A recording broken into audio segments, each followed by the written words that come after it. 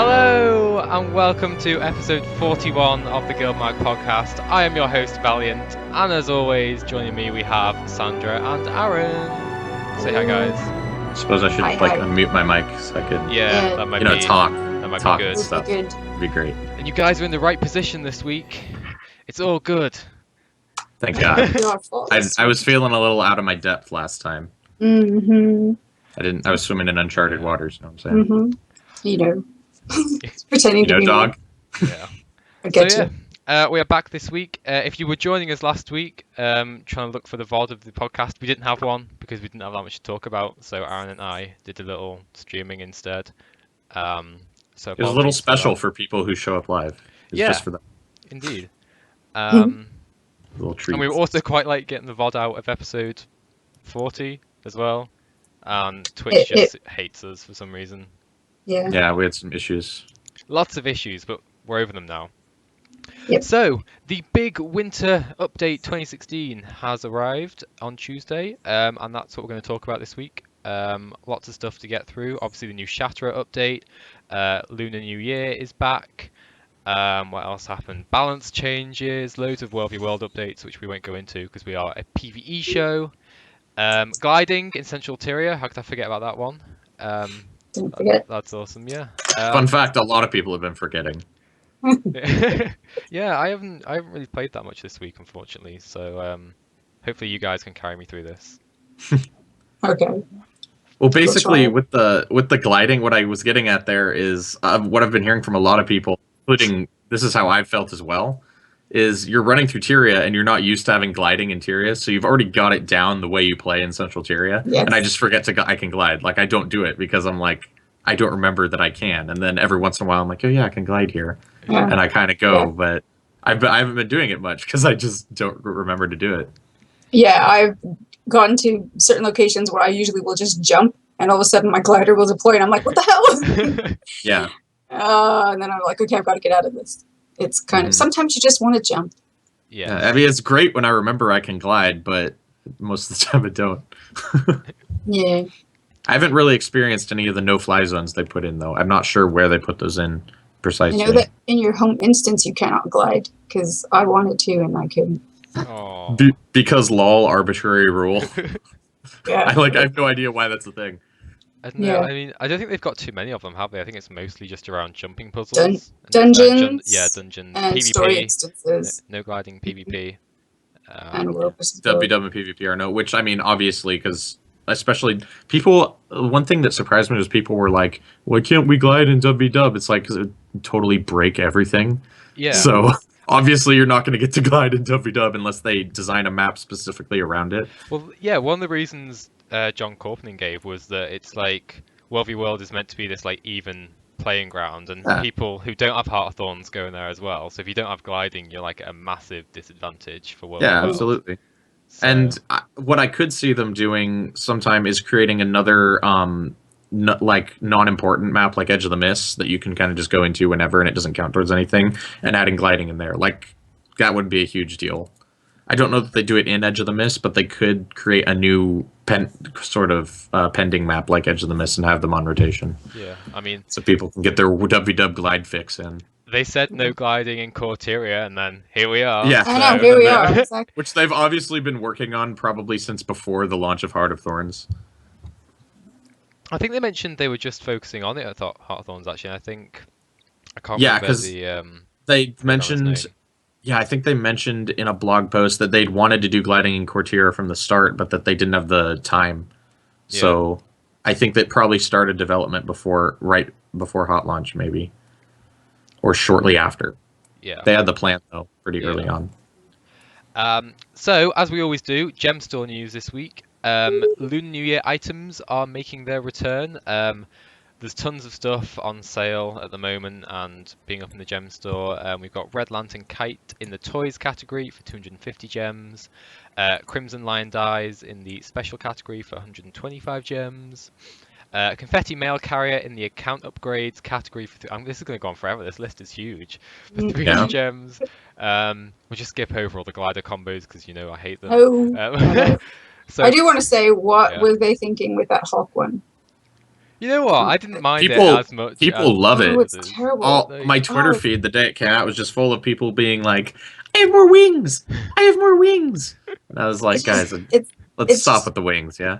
it's like not good. It's all clunky and no. you see, you're finally coming around to my point of view that wings I still just... like the black and white ones, but that's just the hawk Well, one ones are thing people just not did point out is this one's color scheme is a lot better than the black and white ones. Like the black and white ones have just like opaque color, and this one's got like different patches of color, make it look more authentically feathery. like a bird, Yeah, Like a hawk. bird. like a It makes you hawk, look a little more avian. like a bird of prey. Yeah. Of course, also the bat wings, as FPS Polska says, the bat ones look like bug wings. They do. At least they're I don't not know. like The feathered though. Like bug wings are see through though. Well, yeah, they would be. but, That would be cool. Bug wings are rounded and see through. yeah. Butterfly Well, they should do wings the are glittering wing backpack one. I like that one. They're gonna That's kind have of fun like size. insect They're gonna do butterfly something. wings and all They that are. kind of. I can see it coming right now. Oh yeah, the wings. Riding is that a thing, like, so they've got to decorate it. Yeah. You're talking about the ones that came out that were like straight out of My Little Pony. Yeah. Yes. I have it on one of my mesmers Oh man. because girl. Grill. Yes. Internet grill. Mhm. And so in addition, every Black Lion chest that you open includes a bonus personalized homemade lucky envelope. That So, just yeah. means it's account bound. Yeah. So if you've got lots of Black Lion chest keys, now's the time to open them. And they are on I guess. sale. Are they? Yep. Wow. There you go. Mhm. I never buy keys. Do you guys No, buy keys? I always Sandra's get, like, yeah, yes, I just I'm a get key I crank do. drops all the time. Like I do. the return is never worth it for me, ever. And I do a lot of map completions, so I get a lot of keys. Well, I've noticed that the keys that I buy give me better drops than the keys that I just get regularly in game. That would not surprise me if that Isn't was that- actually if they were actually Is that a programmed thing? way. Yeah. So my conspiracy is that there's two different tables. They'll never give you confirmation, but I would not be surprised if that was the case. Mm-hmm. Yeah. That's how I get ticket scraps. And whenever something in game comes up that gives you a key, like you get one from Heart of Thorn's story, I blitz it. Like I did it on all my characters because I was like, Yeah. "What's that key?" I just don't care. Like every time I open them, I think, yeah, I'm gonna get something good this time, and not once have I ever got anything good from a Black Here's the Lion thing right chest. now. Over like the past year, I've been building up my pile of Black Lion scraps for those things, and I finally have 9 after like a year of Wow. sporadically Yes. opening chests. So I just want one more, and I haven't gotten one for like 5 chests. I get scraps to drop like water when I buy Yeah, keys. shit. Not That when I get them makes in me game. feel fantastic. I know. But yeah. But Yeah. hey, you know what you forgot is that out of these Black Lion chests, Tybalt. Yes. Do you wanna? I don't understand the community's love affair with Tybalt. Come on, it's Tybalt. He's just another He's just- dude. He's a char. He's- What more do you need? Like he's a lovable char. Yeah. He I don't is. know. He's a lovable I mean, char. he's not There's as lovable as Ritlock, who's like a Ritlock. gruff char, and then there's Tybalt, who's just, a lovable char. He has a little bit more character than the other 2 mentors you get in the storyline because they gave him like actual personality traits. But at the end of the day, I think he's still pretty lame as a character. No, he's Oh. wonderful. I don't understand. And I like, was actually sad when he, Shed When light it did when it. when it happened. spoilers. Spoiler yeah, alert, man. spoilers for people who are new to the game. Yeah. Yes. No, but Wow. yeah, I'm glad that they brought him back in some capacity. Yeah. Even though I don't play Stronghold and I'll never see him, I actually knowing that he exists in game still is enough for me. I actually played a Stronghold match this week and I won. I was like, wow, Wow. that was kind of fun. And then I never played it again. Is that what you queued for the wrong thing? Yeah, because I forgot I'd had my queue set to Stronghold, and I was like, I'm going to do some conquest, get me some dungeon tokens. Oh. And then A, I was queued for Stronghold, and B, you don't get dungeon tokens from PvP reward tracks anymore. So that's something I didn't know. You can tell that we're well versed in anything that's not PvE, can't you? Yeah. Why we are a PvE Yeah. podcast. So yeah, in other news, community stuff. Not much, but there was a lot going on at GuildMag this week. Yes. So today, a couple of hours ago, actually, we released the digital version of this. So, Aaron, yeah, come on, Sandra, where's yours? Come on. You We've know, all got- got it on hand. we'll let I you love how talk, we all have it Andrew. on hand. So, issue 16, the annual 2015, is now available on GuildMag.com digitally for free, of course. I've linked it for anyone who's live, and I think I did, yep. And anyone watching the VOD, it will be in the show notes. And Yes. of course, just go to GuildMag.com, it'll be right there as well. Mhm. And so there's loads of cool articles in it. There's stuff on lore, there's stuff on art. I mean, like, you've probably like seen this to death a million times if you've kept up with GuildMag anywhere. But there is also a chance to win 800 gems in our screenshot contest. So go to guildmag.com and check out the magazine for more information. And when is the deadline for that screenshot? That would be contest? on the the 29th of February of this year. Luckily, we're we had on it on hand. Yeah. That's right. And so yeah, that was it for GuildMag and general news. So we're just going to go straight into talking about the Winter 2016 update. We have a question in chat about the print. We wouldn't have any extra for sale, would we? Well, we do have 2 spare, and we haven't Oh, do worked we? out. Yeah, I didn't know. I didn't know. I Wow. typed in chat. I was like, no, we don't. Oh. And now it turns out I'm a liar. Well, you didn't know. Yeah, Lying scum. yeah, we've got we've got 2 spare ones. We're not sure what we're going to do with them yet. So but stay tuned. We may give them away. We may like auction them off for like $1 million each. Who knows? Yeah. So, So, Winter 2016 update.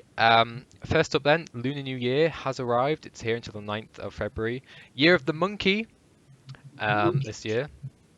So, what's your guys' zodiac, Chinese zodiacs? Do you know? Dude, I don't even. tiger, I think. That's tiger sounds pretty cool. Let's go with that. I think mine is tiger. I'm not sure. I have no idea what mine is. It's probably Do we the have to- rat or something. It's probably some lame. The pig. Well, if we were, what year were you born? If 94. Yeah, you're the same as me then. So we're both dogs. Dogs. Weren't you 95 though? No, I literally just said I was born in '94. You guys are Oh wow. Oh, wow. Okay. So yeah, so Lunar New Year is back. You can play Dragon Ball, which I really enjoyed. Not last year, but what was the name of the event where it first came out? I totally forgot. Are you talking about the Festival of the Four Winds? Might be it. I believe, or Dragon Bash. I believe Dragon Dragon yeah, that Bash was it. was the first time we saw the Dragon Arena. Yes. Yeah. And so yeah, play Dragon Ball, collect lucky envelopes, and win stuff if you get lucky. Is the TLDR of Lunar New Year. If you like opening a lot of stuff, this is the festival for you. Yeah. Because there's a lot of stuff. Exactly, and yeah, thank you, Jarko. Dragon Bash it was. It's a good way to actually increase your account's luck if you're in need of it, because you do get essences of luck from opening various lucky envelopes, and it's nice to have a break from doing other stuff in game. I don't normally do holiday events anymore, actually, but I played a bit of Dragon Ball today, and I plan to do more before it goes away. Wow. Alrighty then. It's kind of like my form of PvP, because you don't have to be particularly skilled at what you're playing to be able to do it. But if you do get really good at Dragon Ball, you can trounce people. Like Yeah. there's actually a lot of depth to the gameplay that's not apparent at first. Yeah. But I if you know- really get to know that arena and pick up the power-ups that you like, it's yeah, pretty cool. I know one of our writers, Jace, has been in Dragon Ball a lot. Every time I log in, he's just in there. Like, are you raiding tonight? And he's just in a Dragon Ball match. Maybe, who knows? Polska says, "Too bad Magic Find doesn't do anything, even though it say it does." Is that true? I haven't. No, that's not true. It increases so gradually that you don't really notice what it does. But ever since I hit 200%, there's been a noticeable increase in the frequency of like rares and exotics dropping for me. Yeah. So it definitely helps to have higher magic find. I don't think it's really noticeable till like maybe 180% or so, but once you get up there, you'll start noticing a change. Yeah, I've noticed a difference in that. I get more rares now. Yeah. So get farming that essence of luck. There you go. Have either you guys done Dragon Ball this year yet, or Not at this year. all lately? No, I have done it. I Never, did it ever. at Dragon Bash when it came out. I really liked it. Have you never done it, Sandra? I've never done it. I don't You're PvP. gonna have but it's PvP for noobs. It's like it's the best thing ever. Yeah, it's pretty. It's dodgeball. It is, Yeah, so in Guild Wars 1. I've seen it streamed, but I've just never done it. Oh man, we're gonna have to get you in there. Okay. It's good. It's a good way to pass the time. All right. I believe you. So on top of that, then we have gliding in Central Tyria, which we talked about a little bit earlier. Have you guys done any awesome gliding yet? Glided off any particularly cool spot? No, just No, I haven't glided off anywhere crazy, but I have, like, when I get to the top of a vista, instead of tediously making my way back down or just You'll glide waypointing, down. I have been gliding down from. Yeah, I've done vistas that as well. yeah.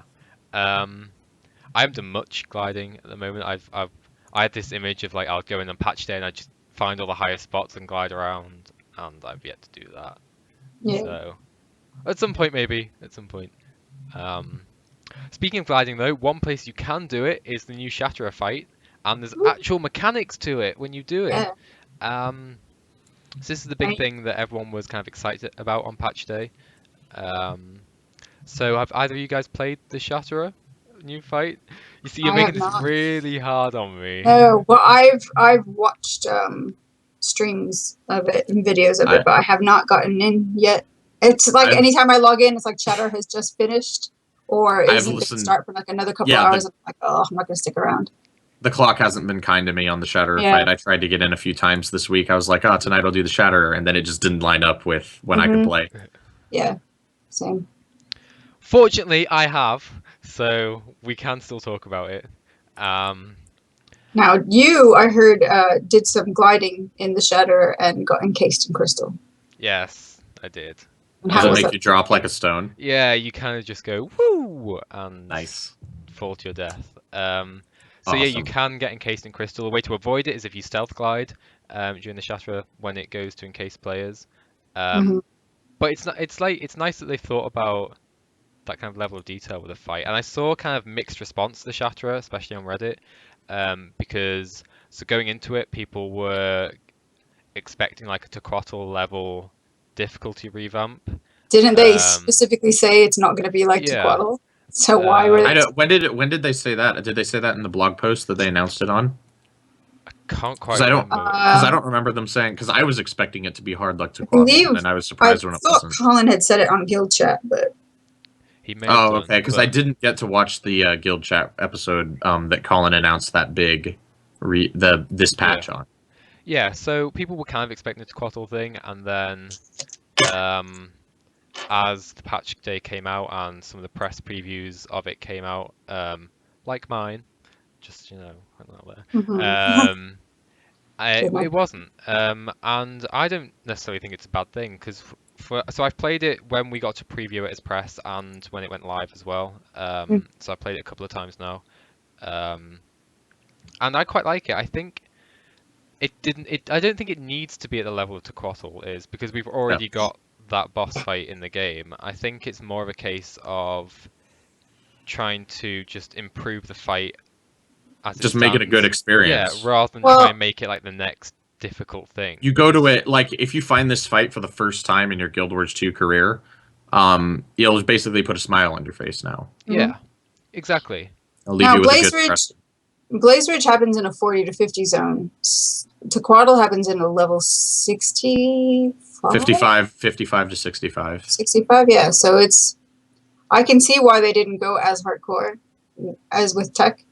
Well, I mean, the Triple Trouble Worm is in a 45 to 55, so no. Yeah. That's right. That one's in Blood.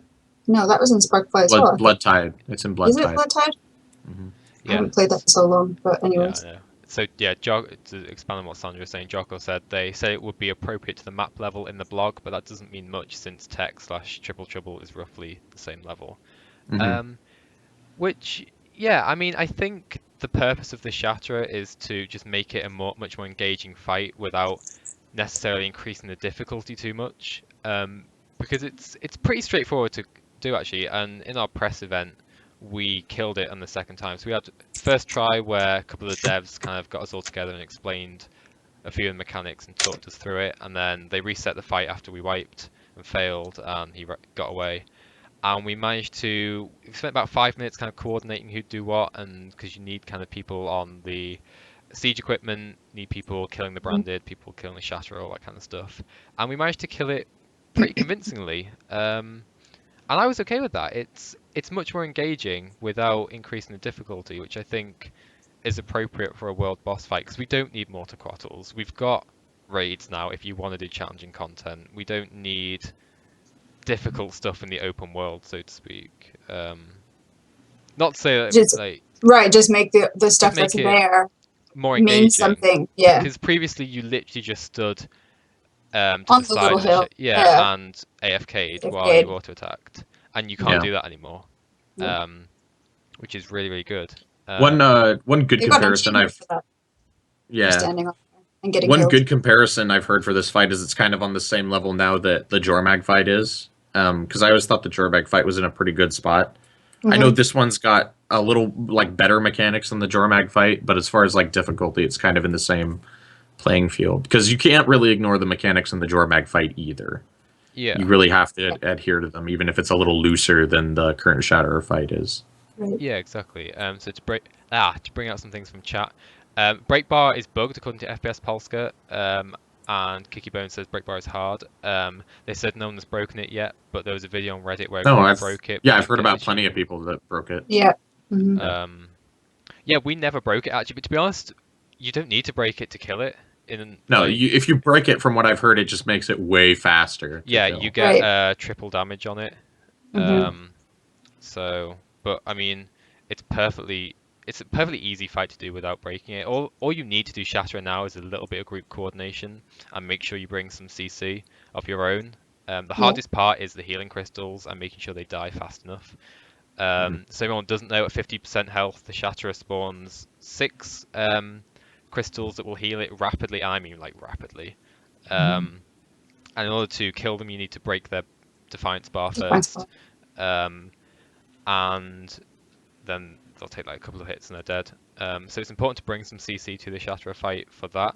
But in terms of actually breaking the bar on the Shatterer itself, you don't need to do it. It's I suppose it's nice to do, but... And Carnifex in chat says you can break it, but you have to be coordinated, which is almost impossible for a pug.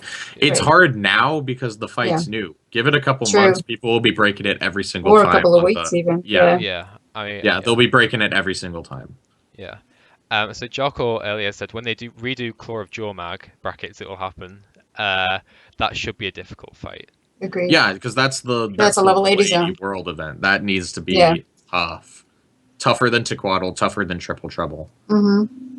Yeah, I would like to see ideally all world bosses get some sort of attention. Some sort of attention. And I know that like doing a whole like in my fantasy dream world, right, where everything is perfect, we get a giant patch that's like we've revamped every single world boss and they're all amazing now. But they'll probably trickle them one by one. Yeah. So Kiki Bones says you need to break it 15 times to the back piece at least. You can not do one of the achievements for the back piece metas and still get the meta and everything. I think there's 11 and you need to do 10, something like that. I can't quite remember off the top of my head. So you can still, unless they've patched that out, I can't remember. But I think that's intended, that you only need, that you can not do one and still get the reward.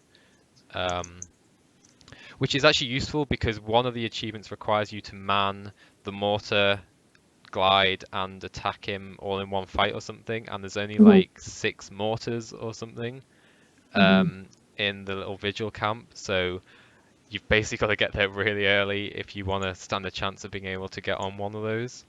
So they're very vulnerable to AoE damage now, and the branded will take them out now. Yeah, the branded mortars. are a lot Tougher. Yeah, I mean compared to what they were, definitely. And they do enjoy locking you down in big AoE telegraphs. Mm-hmm. I know she might kill me for saying this, but Gale Grey did go down quite a few times to branded in AoE telegraphs. Hopefully she's not watching. That was NDA'd information, right? Yeah. But yeah, I just generally really like the new Shatterer fight, and I think it's about the right level for what it should be. And I'm not bothered about it not being Tequatl level. I think it's a good example of how they would probably how they would love every world boss fight to be. You know, you have to know and adhere to the mechanics, but once you do, not difficult. Yeah, exactly. Yeah, it looks fun now, whereas before it was just such a bore. Yeah, and I'm looking forward to actually getting in there. And then maybe they'll leave the tough. Right. Yeah, maybe they'll leave the tough world fights to Tequatl and Triple Trouble, and maybe revamp GeoMag to be a lot tougher as well, and maybe add some more maybe ore temples get a revamp sometime in the future, and those become more difficult world events and stuff like that. Yeah, I think they'll try to keep the difficult ones up in the higher level zones. Yeah, or to be cleansed. That's never gonna happen. Let's be honest. I know. That's never gonna. I know.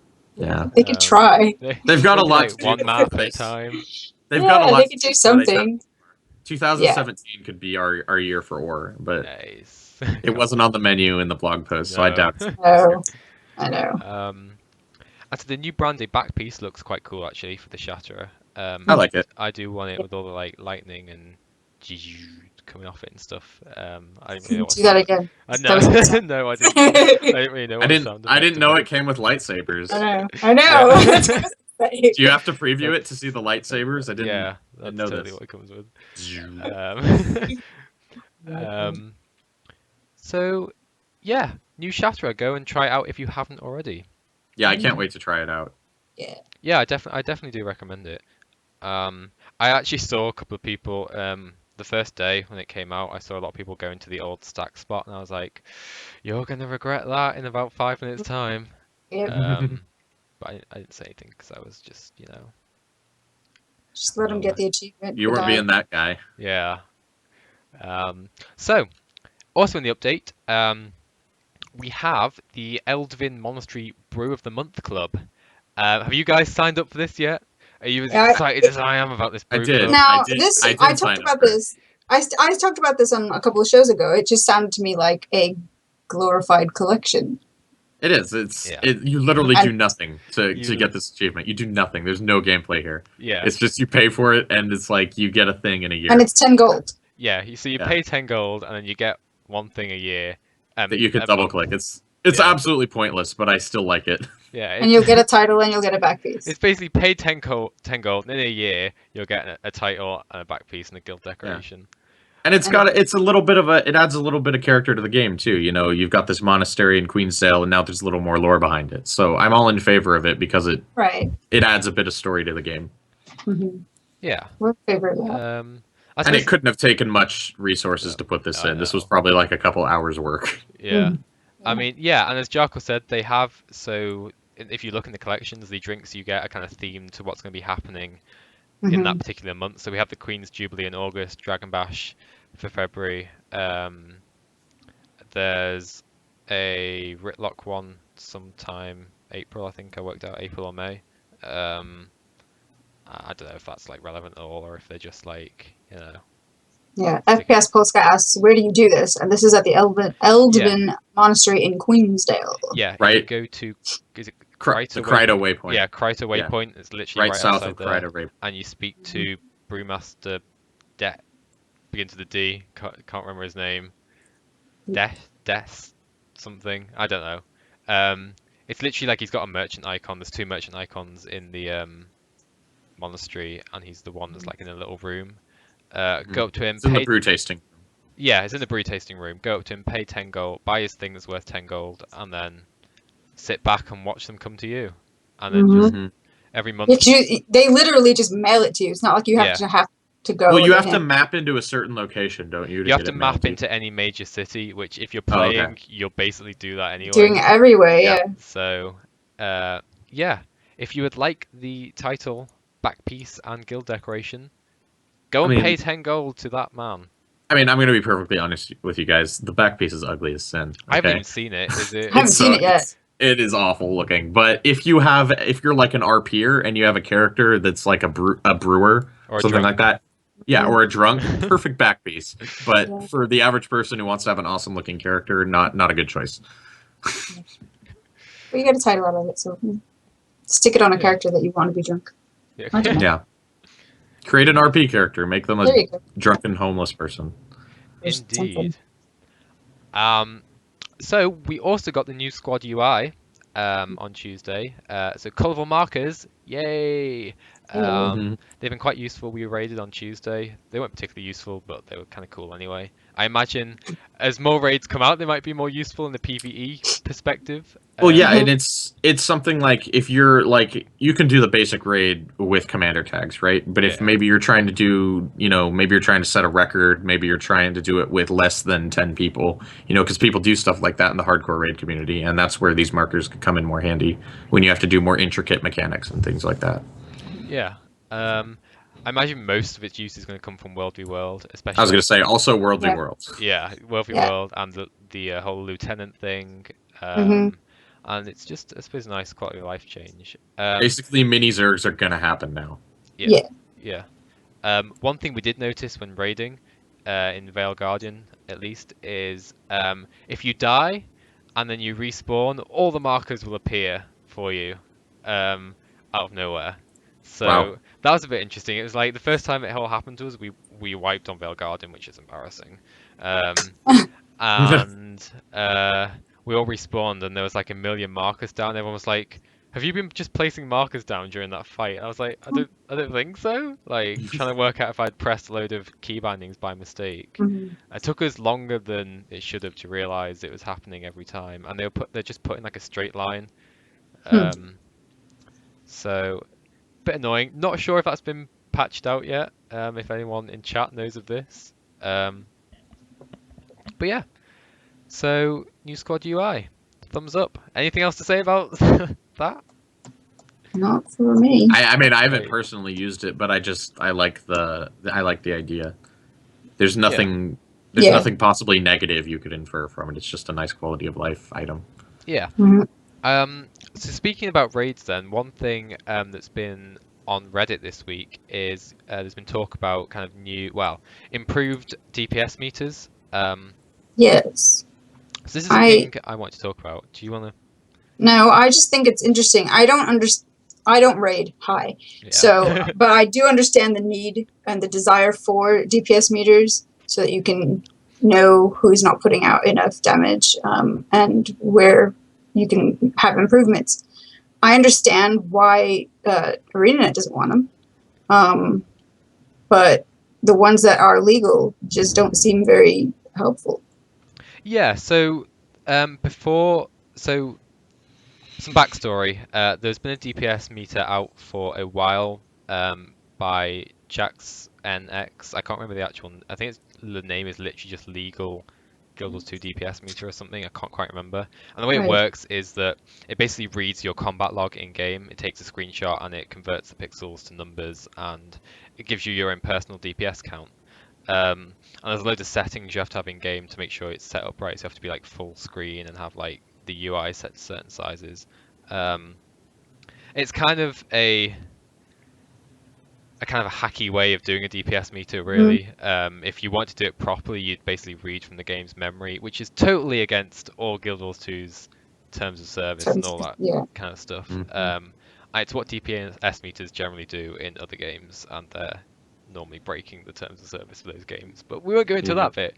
And I know of at least one DPS meter that does do that for Guild Wars 2 as well, but people don't really use it. But the big thing is that the way that DPS meter worked is you could only view your own DPS, right?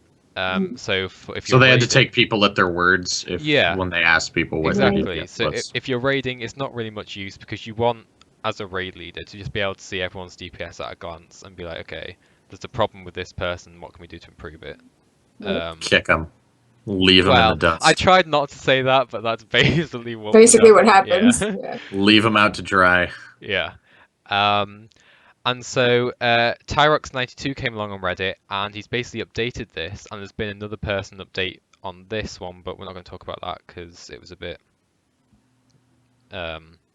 people weren't quite sure of that one. So this one basically allows you to send your DPS readings to a server, which will be controlled by your raid leader or whoever wants those numbers, basically, so they can essentially view all people's numbers accurately without having to ask them.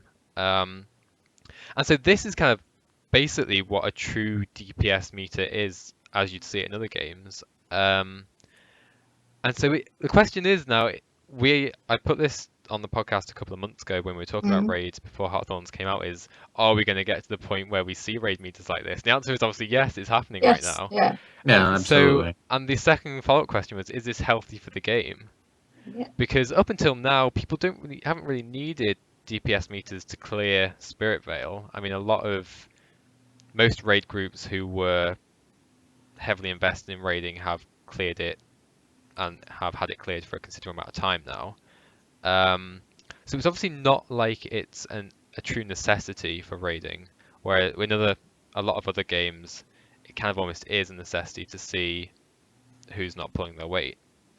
You can kind of, in Spirit Veil at least, carry a couple of people through who maybe don't have the best DPS because the checks aren't that massive. Is it a healthy thing for the game, do you guys think? Being able to now have somebody view your DPS? I don't think it's healthy or unhealthy. I mean, it's just a thing that's there for the people who want it, who are going to be super hardcore raiders, you know? It's literally there for 1% of the game's population, so I don't think it's going to have enough of an impact. I'm not surprised that it's come in at all. Yeah. It was just a matter of time. We said this months ago. It's just going to be a matter of time. So yeah. And I know that, I mean, we talked about why people have walked away from the game who were interested in raids, and one of the things was, well, it doesn't feel like we can kick people because everyone's so nice in Guild Wars 2. And so now you've got, well, I want to be able to raid lead, and I have the data now, so I can actually be a raid leader that can kick people with proof. I don't know, Yeah, exactly. It's kind of, so it's a little bit of a weird one still, because typically in other games, whoever's leading the raid can just have their DPS meter up. Nobody else needs to install anything, and they can just view everyone's damage there and then. With this, you still need everyone in the group to consent to it, because they have to sign up. They have to download the DPS meter themselves. They have to set up their client in a particular way for it to be able to capture the data, and then they have to set up where they're sending it to. So you could argue that it would be unhealthy for raiding, and that it'll create a much larger barrier for entry. For a lot of people. I can see raid groups requiring people to have this installed and be willing to send their DPS to the raid leader now. Whereas in other games, you don't have a choice. If your leader wants to monitor you, you're being monitored because they can view it from the game's memory. It definitely I'm already put off raiding just because it's not my jam, but it puts me off it even more, at least the idea of pugging it. Like, I'm not going to download that. Yeah, I mean, I can see it, especially in pugs, becoming prevalent, because if you're in a pug and you're kind of suspecting that one or two people are the reason that you can't clear something, and you want like concrete proof to be able to, just get rid of them, get someone else in. What better way than say, hey, everyone just download this? Will it come to that? I'm not convinced yet. I'm not convinced that the Guild Wars 2 community is in that kind of mindset. Yeah, mindset. I don't think we'll ever get to a point where every raid group uses this tool. No. I mean, coming from Final Fantasy 14, it's like an unwritten rule that your group uses this, even though it's completely against Square Enix's terms of service. They know that everyone uses it, and I've argued before they designed their content around it, because DPS checks are insane in that game in some of the fights. So they know that people are using it to maximize their group's DPS. I don't think it's going to have the same impact in Guild Wars 2, Because it's like you said, the DPS check, like you cannot have maximum DPS and still win these fights. Yeah. In the exactly. Well, so it's not going to be nearly as imperative. One of the things that I ran across on Reddit this week was yet another thread about, gear checks being a thing. And I'm like, well, gear checks have been a thing for a while. Why is this new? Yeah, you just make people ping their gear. Like you can't see them. You can't see it as the raid leader or anything, but you can kick people if they refuse to ping their gear. So yeah, gear checks have always been a thing in like dungeon pugging and stuff. So it's like this. I can see where this would be. Groups who will have gear pings or gear checks would want to use this. So is this going to make the community toxic? Raid communities are always going to be toxic. That's the unwritten word that you're not using, Rowan. But is it going to make the community toxic? Yeah, I think the thing is the raid community, like if you design hardcore content, the community is always going to be toxic. There's always going to be a toxic portion of the community. Sure. It's unavoidable. So I don't think it'll make any more people who aren't toxic, but like I think pug raids right now don't require ascended armor, but most of them require ascended trinkets and weapons. Yeah. And I've also seen some pug raid groups that are requiring certain achievement point thresholds. Yeah. So that's kind of weird. A lot of people require the Eternal title, which means you've cleared all 3 bosses without anyone in your party dying. Some people require you to ping the legendary insights you get as well, as drops to show like how many times you've killed. Yeah, that's just what content like this is. It's not surprising to anyone, so I don't know. It's fine. Jarkor in chat says, I think they may as well just supply it soon and add it to raids only. DPS meters mean nothing in any other part of the game, so just add it to raids. I don't think they will. I think it's just against their philosophy. Yeah, they just don't want that to be a thing. They won't do that. I think something like this is as far as it's going to go, unless we get to the point where people are using one that reads from memory and it becomes a wide thing. Too widespread to police. Yeah, like it has in Final Fantasy XIV, probably in WoW as well. I don't play WoW, so I can't comment on that one. But I don't know if ArenaNet would let it get to that state. They seem quite invested in wanting to keep that out of their game. Keep add-ons and stuff out of the game, and really just keep it core ArenaNet stuff. I don't know what their artistic vision. Yeah. But I mean, going back to your point earlier, I want to is that you don't think it'll make non-toxic people toxic. I mean, there's a few people that'll probably, Speaking from personal experience, when I started in Final Fantasy XIV, I was like just a lowly little casual noob, like happily getting on with it. And the second I started raiding and getting into DPS meters, I became the most toxic person in that raid group. Like, I'd bitch about people behind their back. I'd be like, well, this person didn't do this, and like the DPS wasn't good enough here. Let's kick them. And I became really bad. Like, people made really elitist. Yeah, I genuinely did. And looking back, it wasn't good. Yeah, there'll definitely be cases of people that are, nice people, and then they find out the truth behind their raid group, and they're like, "Listen, guys, this guy needs to go." But yeah, I don't know. I just don't think it'll have that huge of an impact because people in that community already have that mindset. It'll just be reinforced. I guess that's my point. I think, and FPS Polska says it's mostly elitist groups that will do it. My raid group last night was drinking throughout the fight. We didn't clear Veil Guardian, but we had a blast. And this is the thing, like, raids in Guild Wars 2 aren't even that difficult at the moment. At least Spirit Veil isn't. So it's not. They're not on the level of other games. It's not like you need this level of DPS to be able to clear it. You need a certain level, but it's pretty negotiable in terms of a traditional raid. And you can do things like just enter for a laugh and probably even clear it, like especially Veil Guardian. It's if you can easily do Tequatl, and even that, or Triple Trouble, you can do Veil Guardian with no. It's just learning mechanics, which is what any raid is really, but it's not even about your DPS in that one. I've forgotten the point I was trying to make. Yeah, raids just aren't at that level yet. They might be in. Crap, what's the name of the new wing? Salvation Pass. That's the one. They might have bumped it up in Salvation Pass. I'd like to think they have a little bit. increase the difficulty. I'd imagine I think everyone so. is expecting them to, yeah. Yeah. I think each wing will probably increase in difficulty, if not just by complexity of mechanics. And I know, oh, what's her name? Sabbatha? No, the main like raid developer. I've totally forgotten her name.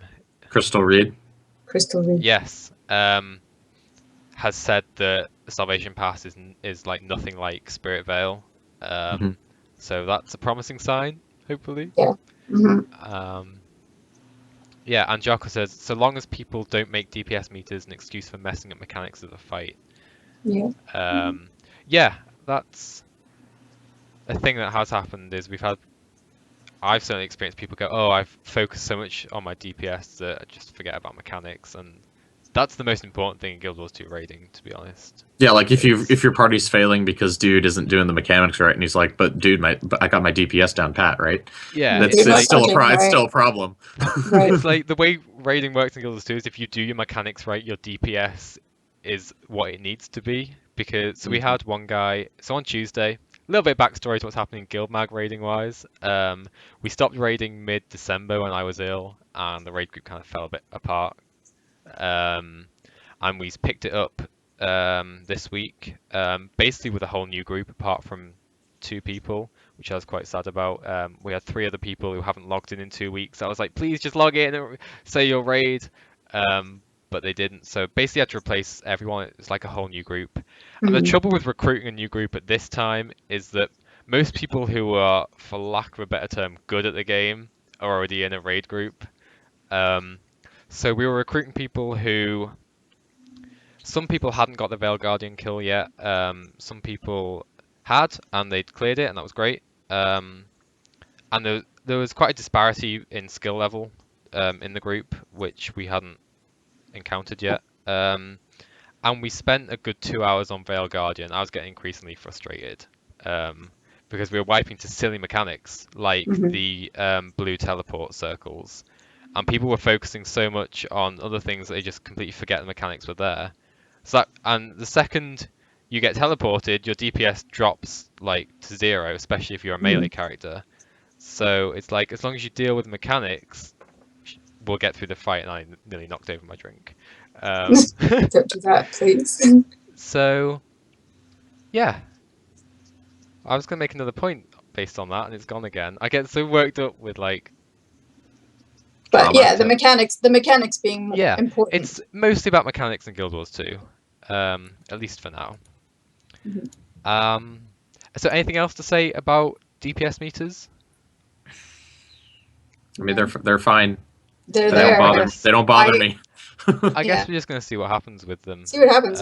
Pretty much wait and see. Yeah. So the one I was going to mention is, I think today or yesterday, somebody else developed on that, and they produced one where everyone else can see everyone's DPS rather than just the server owner. It didn't go down too well because it didn't release the source code or anything, so people can't verify that it's not just malware.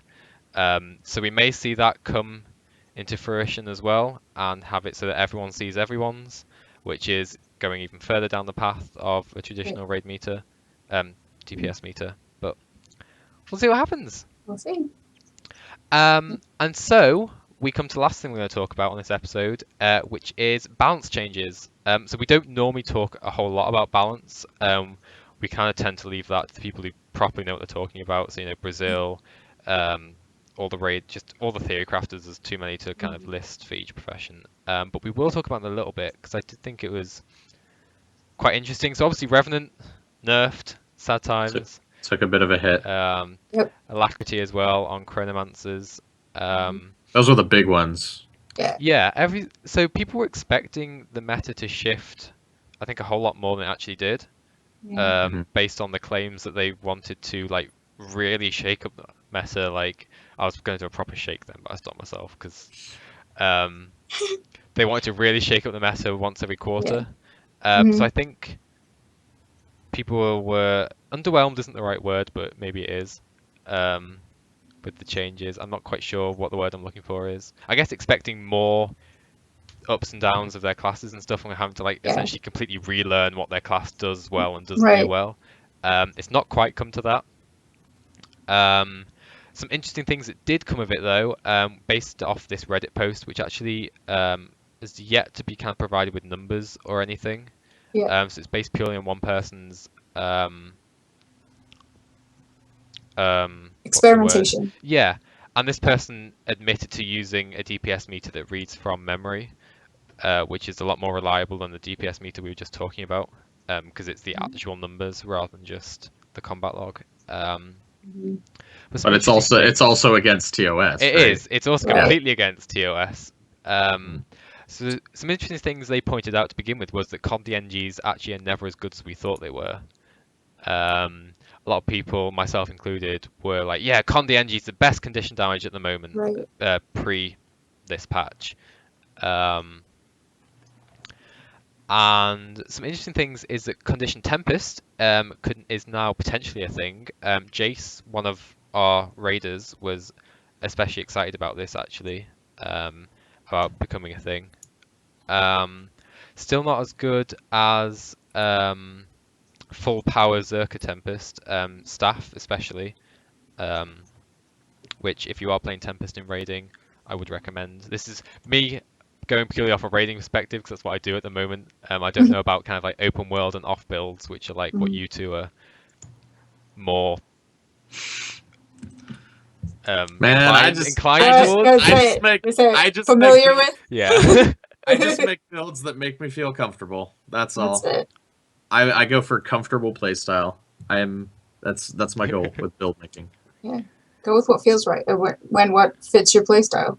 But if I went on that note, if I was going to be like, I'm gonna raid now, I would look up the right builds and bring, the right gear and stuff. Yeah. I wouldn't go in with my knight's gear and be like, guys, my DPS, it's on point. Yeah. Yeah. Exactly. Right.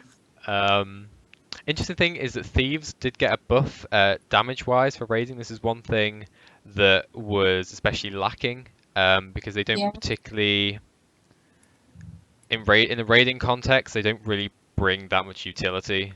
They can bring some CC, especially with Venom Share, but there was no reason to bring them over anything else previously. Now it looks like there might be. If you go, I think it's Dagger is the best DPS for Thief at the moment, maybe.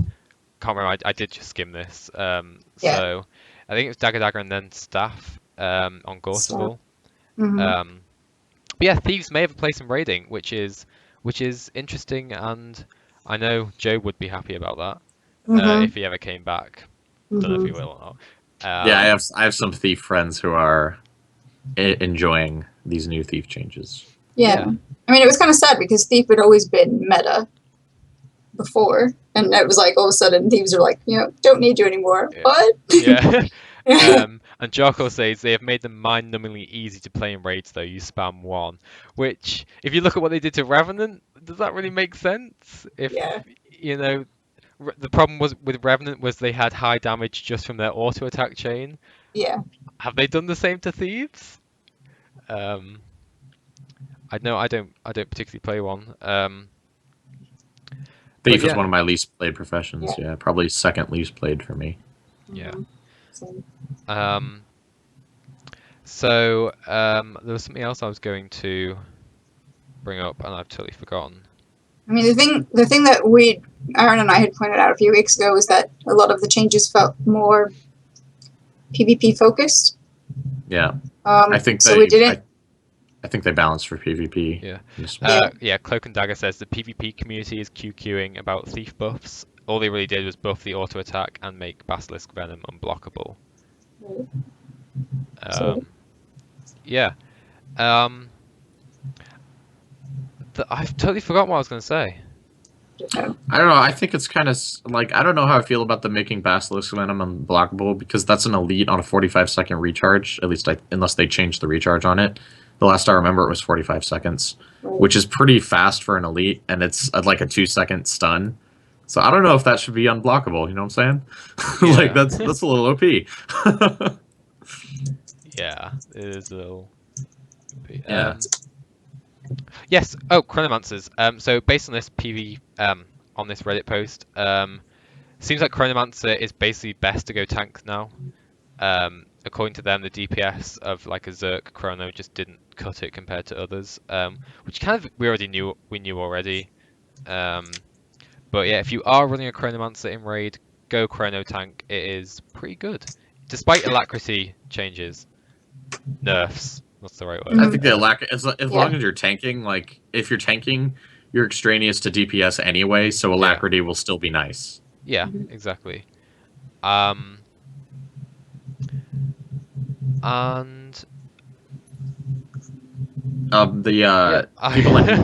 people in chat are saying they bounce for PvP. Yeah. I wish they would and there are people that are against this, but I really wish they would just split the skill balance completely. Just disconnect the PvE and PvP skill balance. Well, they had done it for a couple of skills, and then they went and undid it. Yeah, I wish they'd just do it across the board. They did with Guild Wars 1. I mean, I don't really care. I think people who play PvE and PvP will still play both game types, even if they split the balance. They'll just have better balance in both game types. I don't know why they don't split it, especially with them making this big push for PvP with leagues and stuff. I wonder if they're going to end up having to go that route. I think it's inevitable, and they're just delaying it. I don't know why they're delaying it.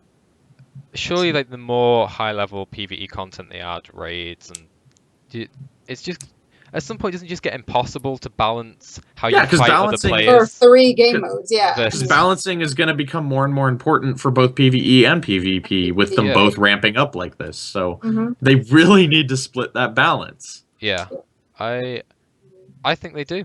So if anyone from ArenaNet is listening on the balance team, split them, and then rebuff Revenants so I can play one in raids. Because the Revenant, like the auto attack nerf, that was a PvE balance choice, right? Yeah. And then I think nerfing the Sword 3 from 5 hits to 7 was a PvP choice, because that's really powerful in PvP. So yeah, it's too weird, man. They gotta split it. Yeah, and as Netco00 says, some balances are for PvE. The Burn Warrior, the Burn Zerker, which is a Condi damage warrior, basically. I actually got destroyed by one of those minutes before the show. Yeah. Is nice. Jocko says they're worried people won't be able to transition well, so won't move from PvE to PvP, which I understand. I suppose it does create that kind of barrier in that if you're a PvE player and you want to do some PvP, you kind of have to relearn what skills do in PvP. I mean, and if they want to keep their game on the accessible level, then they're never going to split the balance. But at the same time, their PvP is never going to be on the level that they want it to be. And as he goes on to say, but at the same time, just do it. People will get used to it. Most casuals take a build off meta battle anyway. Which, it's completely true. I mean, Guild Wars 1 had no real issues when it came to... And Guild Wars 1 had a good PvP scene as well as PvE. It did. They had tournaments on larger scales than what we have in Guild Wars 2 now. So I don't see a real reason not to at this point, especially like when we said the content's ramping up for all 3 game modes, really, especially with the big World v World change coming at some point this year. I think it's just inevitable that you can't balance the way you kill players with how you kill Gorseval, whatever. Right. So yeah. And it's like I said, if they don't split that balance, their PvP is never going to rise to the heights that they want it to. Like, they're doing really well there now, but that's like the last barrier that they have. Yeah. And COE Thuzzer, I'm so sorry for these names. But they just balance numbers. It's disappeared. They just balance numbers. Skills do different stuff, and you have to look into it anyway. You need a whole different build. It works a different way. Right. Yeah. So yeah, I guess we'll have to wait and see what happens. Maybe in the Q2 balance update they do end up splitting it, especially if raids come out before then. I think the big test of whether or not they do it would be what's happening in Salvation Pass, and kind of just the general state the game is in then. But we shall wait and see. And Cloak and Dagger says the change from 7 hits to 5 on Rev Sword 3 didn't need anything damage-wise. They increase the damage of each hit so the skill deals the same amount of damage as it used to. This just Yeah, makes they it did. easier to dodge through in PvP. This is a question I actually had. So, what is like a Revenant Rotation now? I mean, they didn't have one before. It's just auto attack. But is Sword 3 now part of a Revenant Rotation? Does anyone know in chat? Yeah, of an optimal DPS rotation, I'm not sure. Yeah. I think maybe since it stacks burst damage against a single target, and since the overall effectiveness of the like your sword auto attack chain, the 1, 2, and 3 phase parts is now nerfed by like I think 40% damage or something like that. Yeah. TK says, return to Guild Wars 2. Any good one-stop recommendations? Yeah, Meta Battle is kind of most people's go-to. So metabattle.com has all the kind of meta builds, as just the name suggests, for all game modes and all classes. They are actually in need of more contributors for anyone who's, you know, a good theory crafter. I think they had a Reddit post out like 2 weeks ago or something. So yeah, check it out. And as Siawi Thuza, I'm so sorry, says, my sentence was weird. I meant there is no need to worry. You just need to look for different builds and what it does anyway. So yeah, that I think. Does anyone have anything else they want to mention balance-wise? I mean, if you're really interested in balance, I'd recommend checking out. Definitely check out Meta Battle. Check out Brazil. Check out. I don't know anyone else. All the names are just gone over my head. Check out Reddit. Basically, there's always stuff on Reddit. And I think Into the Mists, is that still going? I don't even know if that's still going. I haven't seen anything from them in a while. I should always see Meta. But yeah, I mean, best place if you're really stuck, just ask in map chat. If any raiders, they'll know, or they should know if they're, you know, worth their salt. Yeah, if they're worth their salt, they'll know what the best sort of thing is to be playing for their class at the moment. And yeah, so do we have anything else we want to talk about this patch? I mean, there was a loads of World v World changes and other sorts of things, but we're not gonna even attempt to go on into that. None of us are experienced enough. Yeah. When we. Why lie? Yeah. I don't want to just say. Yeah, I completely agree with that. Right. So yeah. Oh, one thing I did is they made Ellie auras nicer now. Tempest auras. They were a bit shit before. I can't say that on this podcast. I don't know why. You just did. You did. Hey, you did now. They were a bit rubbish before. They made them look nicer again. I don't know if it happened to Chaos Armor as well, but they toned it down for what was the phrase they used? It was something to do with clarity and like combat clarity. So I don't know. The skill effects. Yeah. So like auras for like Chaos Armor and Elementalists were kind of basically non-existent, and they tuned them back up again so you can actually notice them now.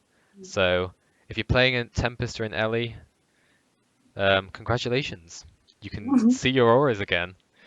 And on that note, I guess we will end this episode then.